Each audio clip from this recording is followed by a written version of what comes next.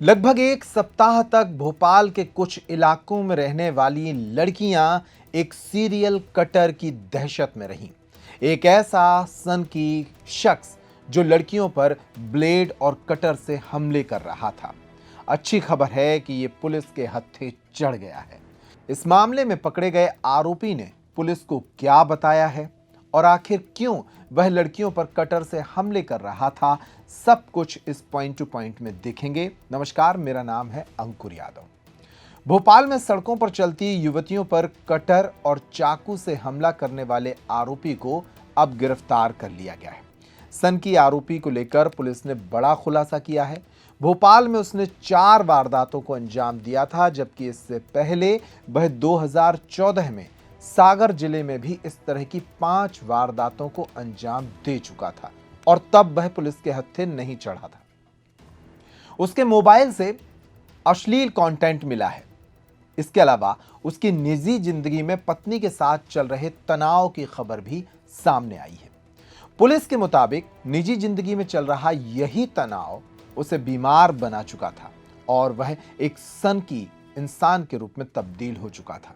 वह तमाम महिलाओं से नफरत करने लगा था और इसी नफरत के चलते लड़कियों पर हमले कर रहा था। तस्वीर में दिख रहा यह शख्स देवेंद्र अहिरवार है, एक ऐसा सनकी जो इसलिए युवतियों पर कटर से हमला करता था क्योंकि इसकी पत्नी इसे छोड़कर चली गई थी। वहीं इसके मोबाइल से अश्लील कंटेंट भी मिला है, जिसको लेकर युवतियों को निशाना बनाया गया था। सिलसिलेवार इसने 6 दिन पहले पिपलानी में 3 और अयोध्या नगर में 1 वारदात को अंजाम दिया था।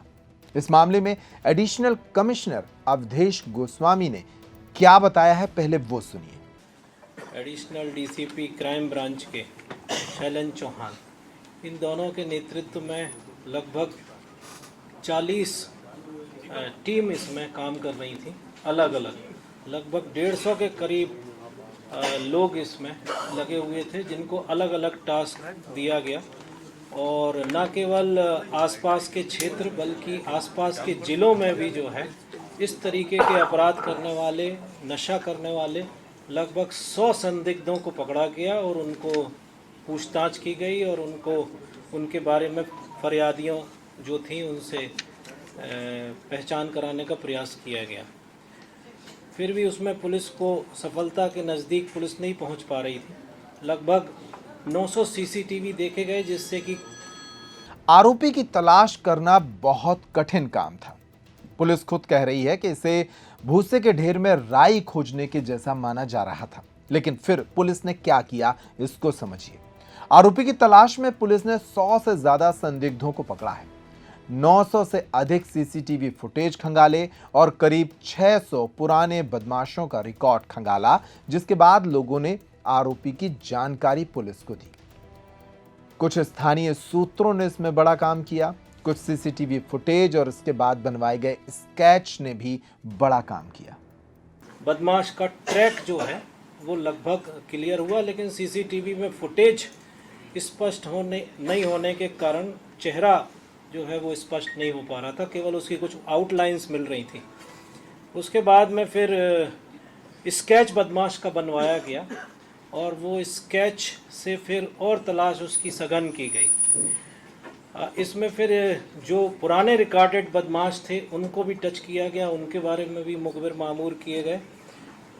हम लोगों का बहुत ज़्यादा शंका इस बात पे थी कि ये कोई नशा करने वाला व्यक्ति भी हो सकता है और कुछ महिलाओं को लेके भी कोई इशू हो सकता है इसके अंदर। ये जो जितनी भी फरियादी थी इनमें आपस में कोई संबंध नहीं था, इसलिए और सारे एंगल जो है वो इन्वेस्टिगेशन के लगभग ख़त्म हो गए थे। इन्हीं जो मैंने जो लाइन बताई उसी पे हम लोग जो है वो काम कर रहे थे। इसी दौरान कल रात में जो है एक सूचना हमें बहुत ही विश्वस्त जानकारी मिली और उस पर जो पुलिस की टीमें लगी थी उन्होंने उसको वेरीफाई किया और एक संदिग्ध व्यक्ति को हमने कोच फैक्ट्री जो अयोध्या नगर बाईपास के पास है वहाँ से हमने उस व्यक्ति को पकड़ा। इसके पहले एक और महत्वपूर्ण घटना हुई थी कि एक लड़की से घटना करते समय उसका एक साथी आ गया था, तो उससे इसका मैन हैंडलिंग हुई थी। तो उसने हमें जो है वो उसका हुलिया और उसमें काफ़ी मदद मिली थी और जब वो उससे झगड़ा हुआ तो मोटरसाइकिल जो इसकी थी वो उसमें सामने वाला जो वो रहता है उसका क्या कहलाता है, मास्क, वो टूट गया था। तो एक हम लोग ऐसी मोटरसाइकिल की भी तलाश कर रहे थे कि जिसका मास्क टूटा हो। तो वो मोटरसाइकिल उस व्यक्ति के पास, जिस संदिग्ध को पकड़ा गया सूचना पे, वो उसके पास से जब मिली तो हमारा शक जो है वो और पक्का हुआ। फिर जब उस गाड़ी की तलाशी ली तो उसमें एक कटर भी मिला। फिर उसको जब पूछताछ के लिए पुलिस लाई और जब पुलिस ने पूछताछ की तो उसने ना केवल 4 वारदातें यहाँ की कबूल की, वो एक बदमाश देवेंद्र अहिरवार जो कि करौन क्षेत्र में वर्तमान में रह रहा था और पूर्व में वो सागर राहतगढ़ का रहने वाला है। यहाँ पर आजकल ये जो मेशन का काम आजकल कर रहा है वो करौन में रह रहा था। जब उसके बारे में पूछताछ हुई तो ना केवल उसने 4 वारदातें बल्कि 2014 में 5 वारदात उसने सागर में भी घटित की थी जिसमें वो पकड़ा नहीं गया था, वो भी उसने कबूली। उसका भी हमने सागर एसपी से फिर कंफर्म किया। उसका जो आपको प्रेस नोट अभी जारी होगा 10-15 मिनट लगेंगे, उसमें वो सारी जानकारी है।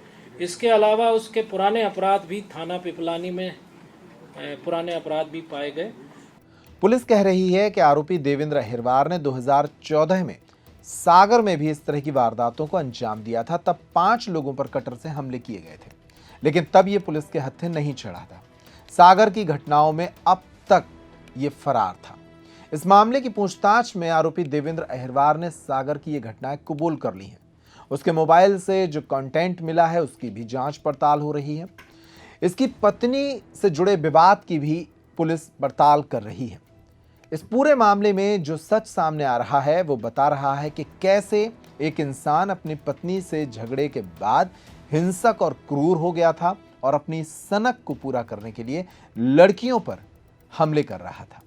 आरोपी देवेंद्र अहिरवार सागर के राहतगढ़ इलाके का रहने वाला है और नशे का आदी है, मजदूरी भी करता था।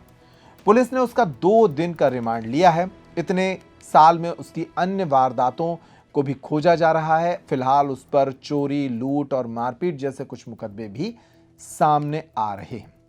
हालांकि गिरफ्तारी के बाद पुलिस ने उसका जुलूस भी निकाला। फिलहाल उससे पूछताछ की जा रही है। चोरी और क्या कहना चाहिए, लूट का भी अपराध है उस पे, और उसके अलावा उस पे मारपीट के भी अपराध हैं। और 5 अपराध वो हैं जो कि उसने पहले किए थे, जो कि अनडिटेक्टेड थे, जो उसने कबूले। फिर हमने जब सागर से कंफर्म किया तो वो फिर हमें उन्होंने जानकारी दी कि ये इन अपराधों में वो चूँकि वो केस बंद हो गए थे इसके पकड़े नहीं जाने की वजह से, तो उनको भी हम अब खबर करेंगे तो वो इसको प्रोडक्शन वारंट पे ले जाके और वहाँ के केस खोल के और फिर इसके खिलाफ कार्रवाई की जाएगी। बहुत जो क्राइम ब्रांच ने और जो हमारे वहाँ के डीसीपी हैं विवेक सिंह, अखिल पटेल जो डीसीपी क्राइम है, और डीसीपी जोन 2 हैं विवेक सिंह, उन्होंने दिनों रात इसकी मॉनिटरिंग की और इस तरीके से इसको, जो कि एक बहुत ही चैलेंजिंग अपराध था जिसकी वजह से बहुत सोशल मीडिया पे भी काफ़ी भ्रामक खबरें चलाई जा रही थी, तो उन सब का उनको रोकने के लिए इसको पकड़ा जाना अत्यंत आवश्यक था। तो इनकी मेहनत की वजह से लगातार उसमें कोऑर्डिनेशन और उसकी मॉनिटरिंग सुपरविज़न की वजह से इस आरोपी को पकड़ा जाना संभव हुआ। इस पे 30,000 रुपये का ऑलरेडी आयुक्त भोपाल की तरफ से इनाम था जो कि टीम को दिया जाएगा और आगे इससे और पीआर लेके और अपराधों के बारे में। इस खबर में इतना ही। पेप्टिक टाइम पर खबरों का सिलसिला जारी है। इस खबर को लेकर अगर आप कुछ कहना चाहते हैं तो कमेंट बॉक्स खुला है। नमस्कार।